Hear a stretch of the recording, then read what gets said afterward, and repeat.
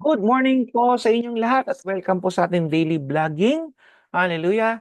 Napag-aralan po natin ang nature ng Lord at gayon naman din yung work of the cross. So without this work of the cross, ang ating pong pananampalataya ay baliwala. Pero purihin ng Panginoon, si Jesus ay nabuhay at ang kanyang mga pangako ay hindi mababali.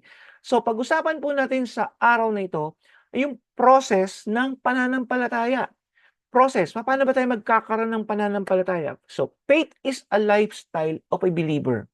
Lifestyle po ito, mga kasama, mga kapatid. Hindi po ito one time lang ng Sunday, hindi po ito pang sa weekend lamang po. This is a lifestyle of every believer of Jesus Christ.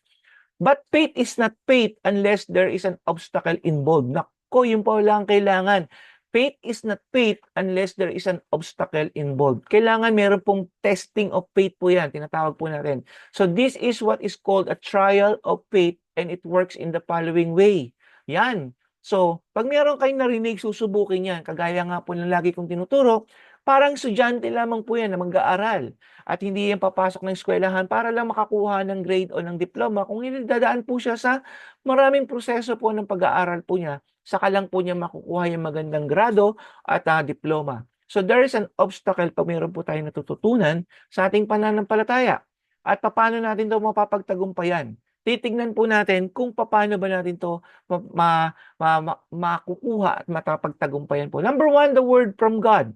Ang word ng Lord ay very important. Then po yung hearing and hearing the word of God that produces faith. Sabi nga po dyan, kahit sa Romans 10:17 po yun, kaya kailangan establish po muna natin yung sarili natin sa salita ng Panginoon. So because without this word of God, wala tayong basis, di ba po? Lahat po akala natin parang aksidente ba to? O haka-haka po ba yan? Di kagaya pag mayroon tayong word of God, alam na natin ito po'y bahagi ng ating pong tinatahak o ating pong path. Okay, number one po yun, word of God. Number two, we must obey the word of God. Hindi lang man po kailangan marinig natin, mapag-aralan natin. Kaya po sa eskwela, napapansin po ninyo, nag-aaral sila, nagre-recitation sila, nag-e-exam sila, nagku-quizzes sila, di ba? Nagre-reporting sila, at may mga projects pa. So there's a lot of activities po sa school. Why? Because this is the process na ma-involve sila dun sa kanilang academic classes, yung sa academic lectures po nila. So ganun din tayo mga Kristiyano. Hindi lang mo tayo makikinig ng tuwing Sunday sa preaching po, kagaya po ng today ngayon, mga daily vlogging po natin. Hindi lang po tayo dapat makinig ng salita ng Diyos. Kailangan po natin na gumawa doon. Kailangan nating i-obey ang salita ng Panginoon. Kaya nga sabi ng James 2:17, faith by itself, if it is not accompanied by action, is dead. Kung walang action ng pananampalataya, walang work, ito po ay patay. So yan po yung dalawa. Pangalawa po, no? Una, ang word of God, narinig po natin, kailangan mag-obey po tayo. Pangatlo, meron po tayong tinatawag na crisis of faith. Ano po ba itong crisis of faith? Itong crisis of faith ay susubukan na. So, ulitin po natin, tingnan natin yung process, di ba po? Nakarinig ka ng salita ng Diyos.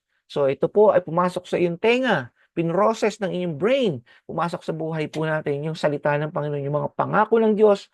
Okay, then susunod po dyan, obedience. Kailangan natin sundin yon. May mga bagay po tinuturo ang salita ng Panginoon na kailangan natin sundin po yan. Okay, hindi lamang po sa Sunday, kundi dapat magkaroon tayo ng daily devotion or ng quiet time, everyday po yan. Then dadating po sa pangatlong proseso po tayo. Lahat po na natututunan natin, just like ang isang estudyante po, sila ay darating sa exam or quizzes or anything na para subukin ang kanilang pong natutunan. Amen po ba dyan? So ito po yung crisis po natin mga mananampalataya. Kaya po hindi exempted tayo sa mga pagsubok at mga problema. Ito po'y bahagi ng ating testing. Ito po'y bahagi ng ating para maging matibay po tayo sa pananampalataya natin. In 1 Peter 1:6-7, sabi dito, in all this you greatly rejoice.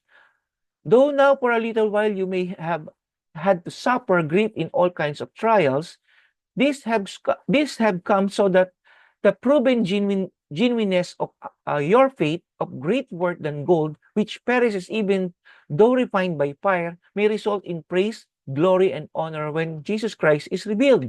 So sinusubukan po talaga para daw lumabas yung ganda, yung genuine part ng ating pong pananampalataya. It is worth more than gold, sabi nga dyan.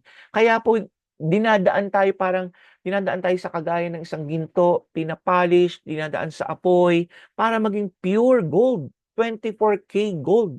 Gano'n din po ang isang mga mag-aaral, ay hindi po sila magkakaroon ng magandang grado, first honor, second honor, 'di ba? Summa cum laude, salutatorian. Hindi po sila darating sa gano'n kung hindi po sila nasubukan sa mga exams po niyan, sa mga activities po ng school. Gano'n din naman ang mga sundalo. Hindi sila puwedeng magkaroon ng medalya o ng ranggo kung hindi sila sumabak po sa bakbakan. Gano'n din po mga Kristiyano, hindi po tayo magkakaroon ng matibay na pananampalataya kung hindi po natin napagtagumpayan ang mga trials ng ating buhay. So, kailangan tayo 'pag merong mga problema po kayo mga kasamang mga kapatid, i-mindset niyo na 'pag may problema ka, mag-rejoice ka because tinetest ka na. Kaya po tayo natatakot kasi hindi tayo handa. So, kailangan maging handa po tayo. Everything na pinagdadaanan po natin sa buhay na 'to, araw-araw po is a learning process, mga kasama at mga kapatid. So, 'pag nagkaroon po ng crisis o testing of faith, meron pong pang-apat na ano po 'yan, process, yung outcome. 'Yun po tayo sa maganda rin, hindi naman puro pahirap, 'di ba? Tignan po natin yung dulo. Ano po ba yung dulo? Yung outcome po diyan. 'Di ba po, the best thing is yung mga magmamartsa na yung mga tao doon po sa entablado para kunin yung kanilang diploma. Yan po yung pinakamagandang bahagi na pinagdadaanan ng mga mag-aaral. Gayon din naman ng mga sundalo, yung magmamartsa sila at bibigyan na ng medalya ng kanilang commander. Di ba po? Ganon din ang mga Kristiyano, meron din pong ganyan. Okay, James 1:2, 2 to 4, and verse 12. Tingnan niyo po rito ha.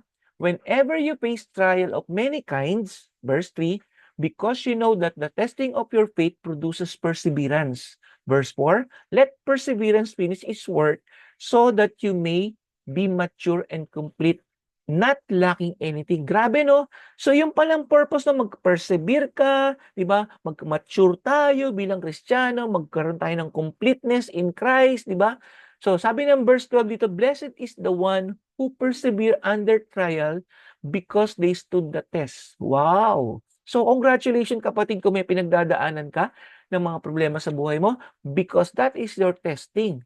I hope makapasa ka. I hope makagraduate ka dyan because when you stood the test under these trials, pag nag-persevere ka, grabe.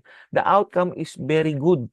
Kaya nga, sabi dito that the person will receive a crown of life. Yun ang mga magandang regalo dito. Hindi diplomang nabubulok, di ba?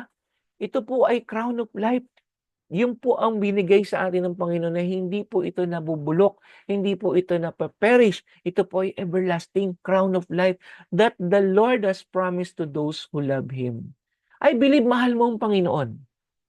Pero kailangan mong pagdaanan ang mga pagsubok ng buhay para tumibay ka. Ang purpose ng Panginoon dito hindi para pahirapan ka.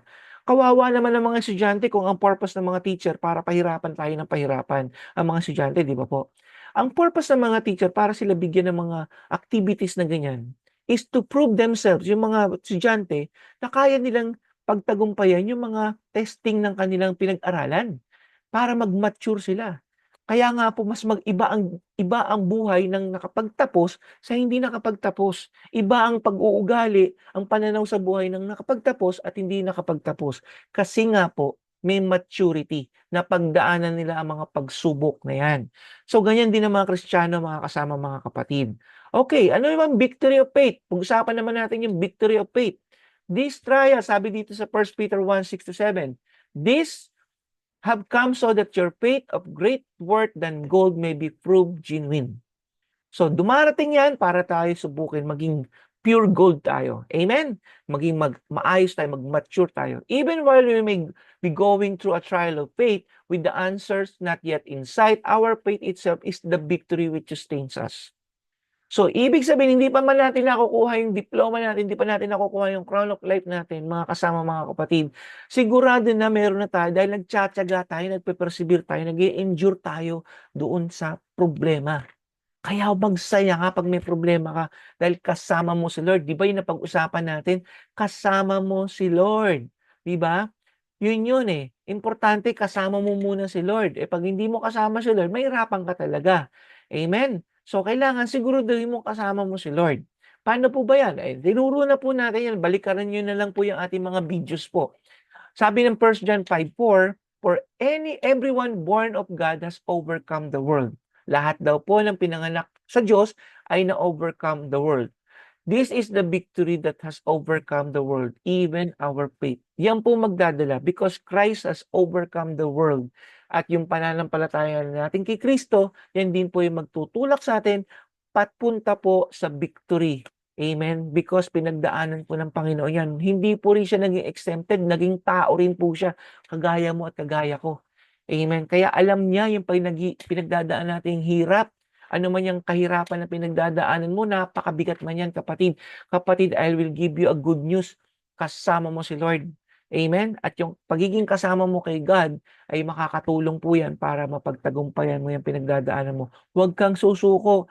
Manalangin ka lang. Mag-humble down ka lang kay Lord. Tutulungan ka ni Lord. Amen? Amen. So I hope na challenge kita. I hope na bigyan kita ng encouragement dito po sa topic natin sa pananampalataya.